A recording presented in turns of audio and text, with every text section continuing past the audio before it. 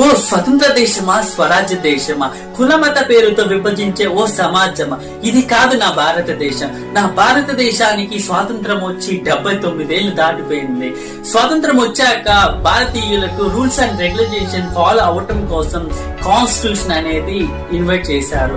సరిగ్గా 2 సంవత్సరాల 11 నెలల 18 రోజులతో పాటు రాసి 1950లో డాక్టర్ బిఆర్ అంబేద్కర్ గారు కాన్స్టిట్యూషన్ అనేది ఇండియాకి తేవడం జరిగింది. అయినప్పటికీ ఇంకా కొన్ని పల్లెటూర్లలో అవేర్నెస్ లేకుండా పోయింది.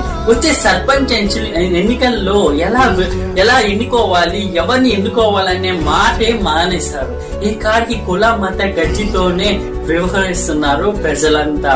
వివరాల్లోకి వెళ్తే ఈ రెగ్యులర్ గా మనం చూసుకున్నట్టయితే ఏ పల్లెటూరు పంచాయతీల్లో కూడా మా వాడనే ఓటేస్తున్నారు గాని మన కోసం పనిచేసే వాడని ఎవరైనా ఓటేశారా? లేదు.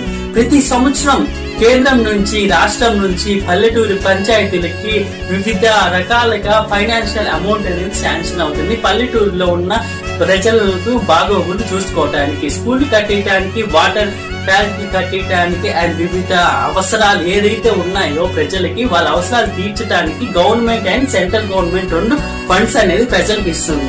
అదే సర్పంచ్కి ఇస్తుంది. ఆ సర్పంచ్ వాళ్ళు డెవలప్ చేయాలి. మరి జరుగుతుందా మరి మీ ఊర్లో? ఈ కాడికి 5,000కు ఓటు, 2,000కు ఓటు అమ్ముకుంటారా? జస్ట్ మీరు 5,000కు ఓటు అమ్ముకుంటే అది ఒక్క రోజు మాత్రమే ప్రశాంతంగా పడుకోగలరు. మిగతా 5 సంవత్సరాలు ఎన్ని నరకాలు అనుభవిస్తున్నారో తెలుసా మీకు?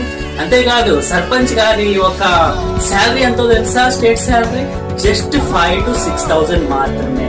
మరి అదే సర్పంచ్ ని మీ వారైన సర్పంచ్ గెలిచాక తిరిగి పదవి వివరణ తీసుకునే రోజు ఎంత సంపాదిస్తున్నాడో గమనించారా? అవన్నీ